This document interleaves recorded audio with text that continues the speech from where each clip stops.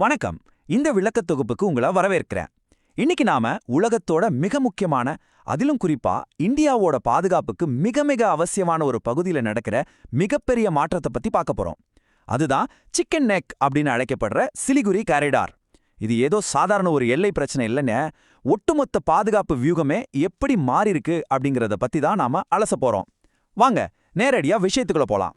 22 kilometre. ஆமாங்க, வெறும் 22 kilometre தான் இந்த சிக்கன் நெக் பகுதியோட பழைய அகலம். இதுதான் இவ்வளவு பெரிய இந்தியாவோட நிலப்பரப்ப அதோட வடகிழக்கு மாநிலங்களோட இணைக்கிற ஒரே ஒரு நிலப்பாதை. வெறும் 22 கிலோமீட்டர் தான் அகலம் இருந்துச்சுன்னா அது ராணுவ ரீதியா எவ்வளோ பெரிய பலவீனம்னோ கொஞ்சம் யோசிச்சு பாருங்க. இந்த குறுகலான நிலப்பரப்பு தான் இப்போ நடந்திருக்க ஒரு மிகப்பெரிய ராணுவ விரிவாக்கத்துக்கு முக்கிய காரணமா அமைஞ்சிருக்கு. இன்னைக்கு நாம பார்க்க போற விஷயங்களை 5 முக்கிய பகுதிகளா பிரிக்கலாம். 1, சிக்கன் நெக் பகுதியோட புவியியல் அமைப்பு. 2, வியூக பாதையின் விரிவாக்கம். 3, ஆக்டிவ் டிட்டரன்ஸ் உத்திக்கு மாறுதல். 4, ராணுவ ஆயுதங்களோட மேம்பாடு. கடைசியா 5, அண்டை நாடுகளின் கவலைகள். முதல் பகுதி சிக்கன் நெக் புவியியல் அமைப்பு மற்றும் சிலிகுரி காரிடாரின் பலவீனம். சிலிகுரி காரிடார், அதாவது இந்த சிக்கன் நெக் அப்படிங்கிறது இந்தியாவின் பிரதான நிலப்பகுதியையும் அதோட 8 வடகிழக்கு மாநிலங்களையும் இணைக்கிற மிக மிக முக்கியமான ஒரு உயிர்நாடி. ஒருவேளை இந்த இடத்த துண்டிச்சிட்டாங்கன்னா வடகிழக்கு மாநிலங்களுக்கு நிலவழியா நம்ம போகவே முடியாது. அந்த அளவுக்கு இது ரொம்ப சென்சிட்டிவான ஒரு பகுதி. சரி, இந்த நிலப்பரப்பு ஏன் இவ்வளோ பலவீனமா பார்க்கப்படுதுன்னு நீங்க நினைக்கலாம். ஏன்னா இதோட வடக்கே நேபாள எல்லை இருக்கு, தெற்கே பாத்தீங்கன்னா பங்களாதேஷ் எல்லை.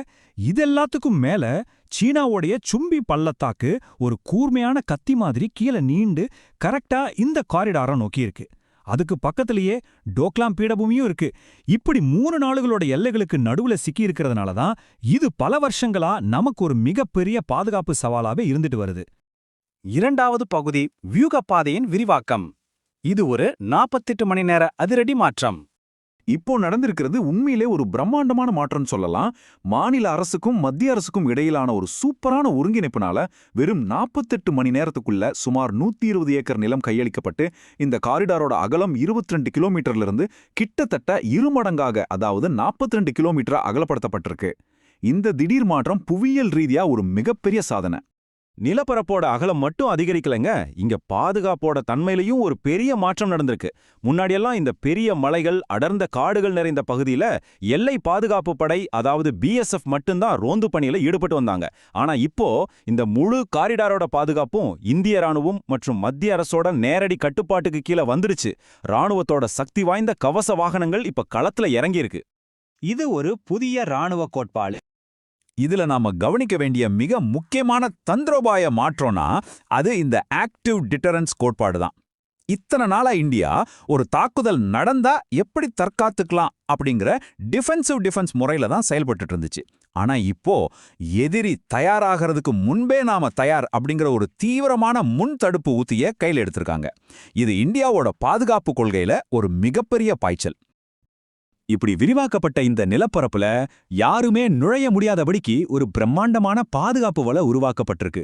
நிலத்தடி வெடிபொருள் கிடங்குகள், எந்த ஒரு சின்ன ஊடுருவலைய முன்கூட்டியே கண்டுபிடிக்கிற ரேடார் அமைப்புகள், முழுமையான ட்ரோன் கண்காணிப்பு, அது மட்டும் இல்லாம அதிநவீன ராணுவ கவச வாகனங்கள்னு ஒட்டுமொத்த உள்கட்டமைப்பும் வெறும் சில மணி நேரங்கள் அங்க நிறுவப்பட்டிருக்கு.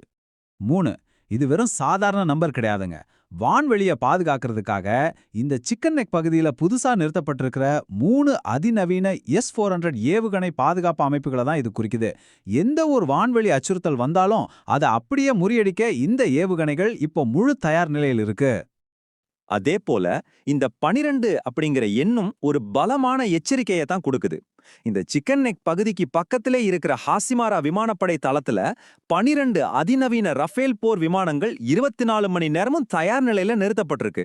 நாம முன்னாடியே பார்த்தோம்ல, அந்த ஆக்டிவ் டிட்டரன்ஸ் முன்தடுப்பு உத்தியை செயல்படுத்த வான்படை எப்போதுமே இப்போ விழிப்போட இருக்கு. ஆச்சரியமான விஷயம் என்னன்னா, ஒரு துப்பாக்கி குண்டு கூட வெடிக்கல. ஆனா ஒரே ராத்திரியில நடந்த இந்த மாபெரும் ராணுவ அணிவகுப்பு அண்டை நாடுகளை பெரிய அளவுல வியப்புல ஆழ்த்தியிருக்கு. பங்களாதேஷ் இந்த திடீர் ராணுவமயமாக்கலால ரொம்பவே அதிர்ச்சி அடைஞ்சிருக்காங்க. இன்னொரு பக்கம் சீனாவுடைய சும்பி பள்ளத்தாக்கு மற்றும் டோக்லாம் பகுதியிலிருந்து வரக்கூடிய அச்சுறுத்தலை இந்தியா இப்போ வெகுவா குறைச்சிடுச்சு.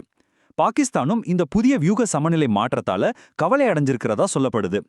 மொத்தத்துல இந்த நாடுகள் எல்லாமே தங்களுடைய சொந்த பாதுகாப்பு நிலைப்பாடுகளை மறுபரிசீலனை செய்ய வேண்டிய கட்டாயத்துக்கு தள்ளப்பட்டிருக்காங்க. சரி, அப்போ இந்தியாவோட இந்த மாபெரும் நடவடிக்கைக்கு அதிகாரப்பூர்வ நோட்டம் தான் என்ன? எல்லைக்கு அந்த பக்கம் வந்து வர்ற சட்டவிரோத ஊடுருவல்களை தடுக்கணும். அதோட மக்கள் தொகை அமைப்பை மாத்திர முயற்சிகளை முறியடிச்சு எல்லைகளை நிரந்தரமா பாதுகாக்கணும். இதுதான் இதோட ஒட்டுமொத்த இலக்கு. பிரதமரும் உயர் பாதுகாப்பு அதிகாரிகளும் நேரடியாக கண்காணிக்கிற ஒரு அதிமுக்கிய திட்டமா அது செயல்பட்டுட்டு வருது. இப்போ நாம இந்த விளக்கத் தொகுப்போட இறுதிக்கு வந்துட்டோம். நீங்க என்ன நினைக்கிறீங்க? இந்தியாவோட இந்த அதிரடியான ஆக்டிவ் டிட்டரன்ஸ் உத்தி இந்த முக்கிய பகுதியை நிரந்தரமா பாதுகாக்குமா, இல்ல இந்த ராணுவ குவிப்பு எதிர்காலத்துல பிராந்திய அளவிலான எல்லை பதற்றங்களை இன்னுமே அதிகப்படுத்துமா? இத பத்தி கொஞ்ச நேரம் சிந்திச்சு பாருங்க. நிச்சயமா இந்த தகவல்கள் உங்களுக்கு ரொம்பவே பயனுள்ளதா இருந்திருக்கும்னு நம்புறேன். இதே மாதிரி இன்னொரு சுவாரஸ்யமான தலைப்போட உங்களை சந்திக்கிறேன்.